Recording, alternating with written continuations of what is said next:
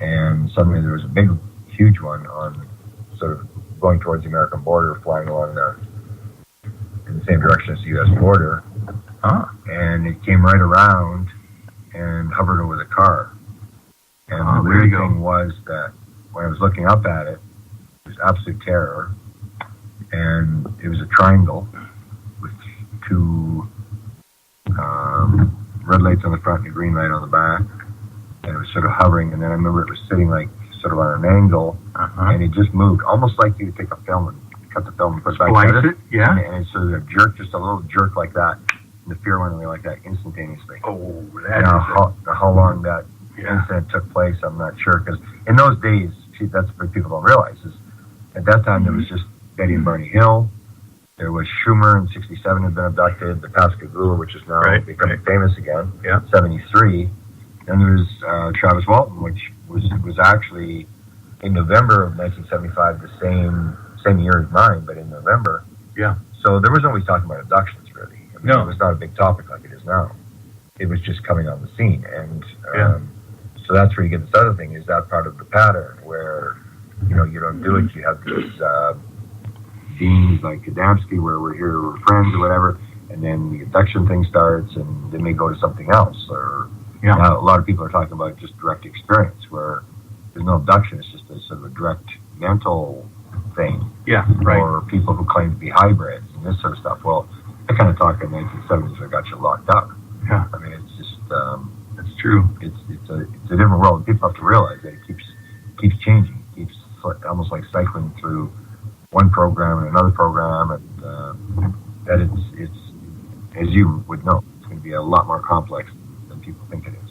Yeah. People think it's a simple, and that's the mistake that people make. If you assume it's a random phenomena, that you're in a certain spot and you see a UFO, that you just happen to be in the wrong place or the right place at the right time. Yeah, right. And I say, no. The more I look at it, the more it is like, if you see a UFO, they want you to see it. You're part of the game. Yes. And I think you're right. That was never believed in the 70s. In the 70s, when you had a sighting, if you had one sighting, because it was a random event, they'd say, okay, maybe you misread something, and maybe you saw something. But if you saw two UFOs, you're crazy. Yeah. You don't see two UFOs because it's a random event. Yeah. And now we know with experiences, you're a lifer. It happens your whole life. Yeah. So when you move, so what I say is, if it's a random world, it's one world. Yeah. But if it's not random, it's a completely different world. Yeah. And you have to rethink everything. And people don't really go through that thought, or haven't really brought that into the equation, that it's really not a random phenomenon. Well, and do you get the same feeling that I get, that things seem to be ramping up as far as things happening to people? In the last 2 years, absolutely. I've never seen so much material happen. A lot of it has to do with the TTSA and raising the consciousness and people starting to talk out and stuff like that. Yeah. New York Times Magazine, New York Times article, maybe, too. Yeah. And people are more likely now than ever to tell us their stories. UFO IT, oh, really? I got a story I'd like to tell you, Yeah. Sort of a vindication for all the years that we've been working on this. And the experiencer stuff, there's been some good work done by Ray Hernandez and Edgar Mitchell and people, where they brought these surveys, and now they're doing a documentary movie. And are they really? Yeah. The Free Organization? Yeah, they're doing a documentary movie, and they're doing part 2 of the book. Okay. And their book is Beyond UFOs, which is basically just talks about consciousness. And wow, so right up your alley. And that's the aspect I think that you need to understand this phenomena, that it's going to be a lot less physical than people think it is. Where you have beings that go there, and then they turn into balls of light, and then they disappear, or they go through walls, and you have to go back and start redefining what the world is all about. I mean, is it physical? Is it solid? And we now know it's not solid, but then you get to the thing, is it consciousness-based or is it material-based? Is it made out of little nuts and bolts, or is it made out of consciousness? And that would go to the thing about, does the brain create consciousness, or does consciousness create the brain? Yeah. So there's all those things I think people have to start cycling through. Yeah. But we're still at the point where we're trying to verify that there's some phenomena there. And I've never gone down that road because when I had my first two sightings in 1975, I was pretty close. So there was no doubt what I was, in my mind, what I was looking at. Right. So I've never been worried about trying to verify the fact that we're being visited. I know something's going on. Yeah. And my thing is, what's actually going on? Yeah. And so a lot of the scientific community or the TTSA or a lot of groups are still into trying to prove that we're not alone. Yeah. Or that this phenomenon is for real. Yeah. And I never went through that because I didn't have to go that route. I never had any doubts that it was going on. Whereas I guess people, if you haven't had a sighting, then you're going to go through that process because you're trying to sort of verify it. And so when you verify it, then that's fine, but then you got to move to the next step. And I think we're maybe still far away from the next step as to what it all means. You're going to get the TTSA, and I think they probably will get some sort of dramatic stuff that will make the majority of Americans believe, this is for real, that these people are from someplace else. Do you think that's what Tom DeLonge is talking about on this next round of disclosure? Well, they're talking about new videos.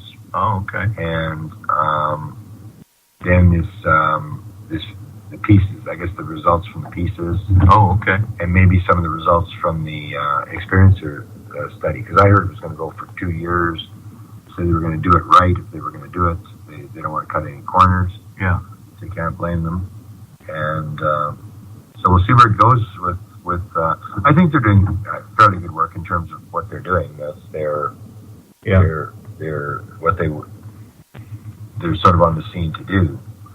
But it's not the whole game. I mean, TTSA is only going to establish we're not alone.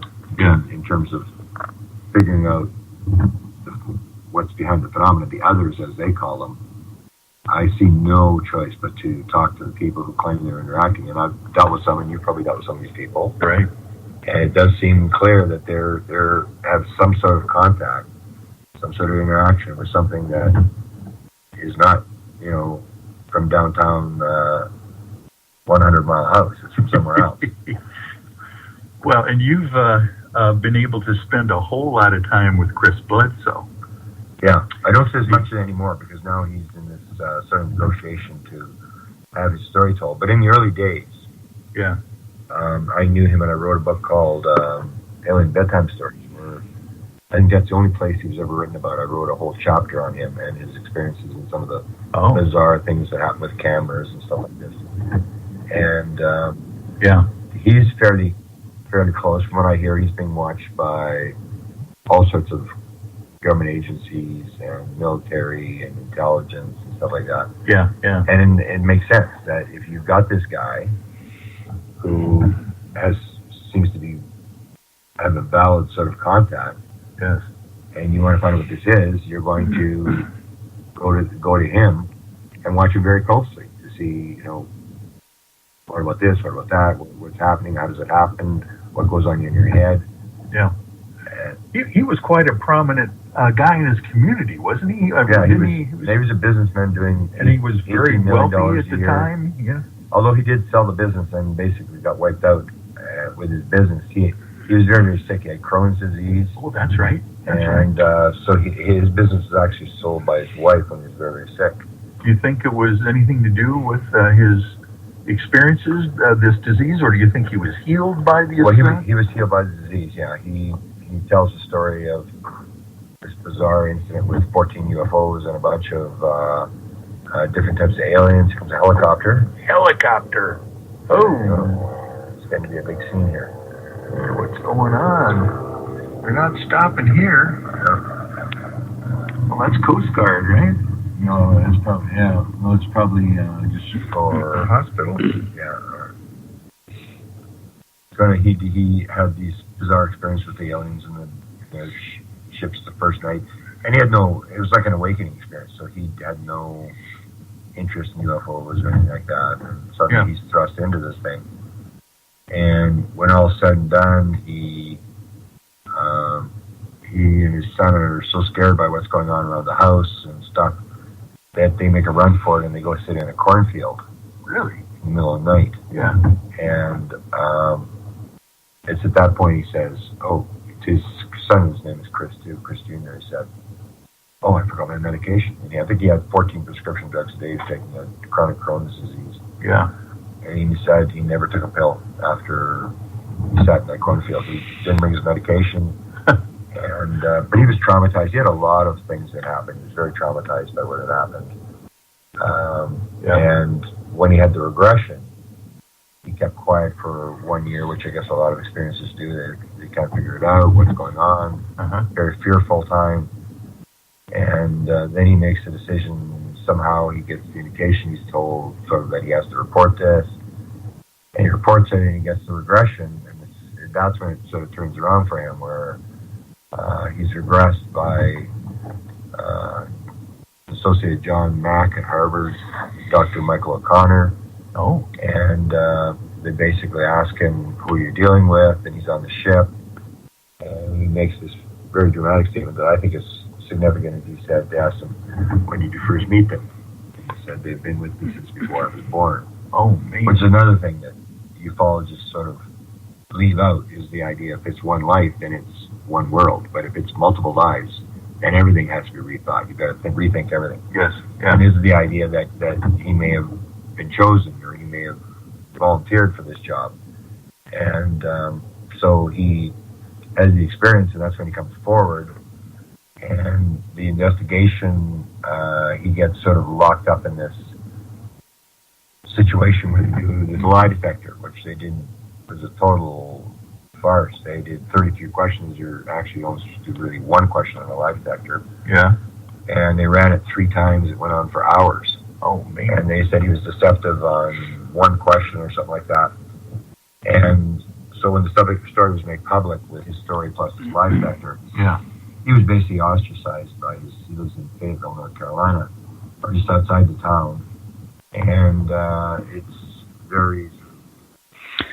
Well, that's Grant Cameron and myself inside my vehicle, waiting to try to get to the road. Never cleared. We ended up having to go back and try it the next day. And the next day it was difficult as well, because I'll tell you what, we ended up having to had to stay there overnight again. And fortunately, I got to appear on Grant's radio show that night because he couldn't get home to do his radio show. So he actually recorded it right there in Dave Scott's studio. November the 1st, 2018. This is Grant Cameron, and you're listening to the Cameron Files. And this is his show. As I say at every show, fasten your seatbelts. We're about to go very, very fast. This is a pre-tape that is being done because we had a little bit of an incident. I'm at was at the Caribou Paragon Conference here in 100 Mile House, BC. And we were leaving this morning, and we ran into an accident on the way to the airport, which is about two hours away. And we were stuck there for about an hour, and the police guy said, well, it's serious but not fatal, and we were basically told if it was just an air ambulances had come in, and if they were to take them out, there was no death, then it was like an hour or 2 hours. Otherwise, it was like 10 hours. So we decided we'd come back to the Spruce Hill Lodge where this wonderful event took place. And I'm here in the studio of Dave Scott from Spaced Out Radio. This is the second time I've been in the studio this week. And we're going to do a thing here. And I also have with me Michael Hill, who is the paranormal lawyer. And these are some of the people that were at the event. And we're just going to do like a rabbit hole. We're just going to talk about whatever comes up. A little bit of an update I want to do. An honored friend of mine by the name of Pam Dupuis has just passed away. In 2012, as I've told the story 1,000 times, I had a bizarre download experience that said it's all consciousness. It's all non-local consciousness. I gave my first consciousness lecture in Phoenix, Arizona in 2013, and the organizers of the MUFON group there, Stacy, came to me and said, are you still going to talk to Pam? And I thought to myself, well, I must have agreed to talk to Pam. Okay, fine. And on the Monday morning, I was staying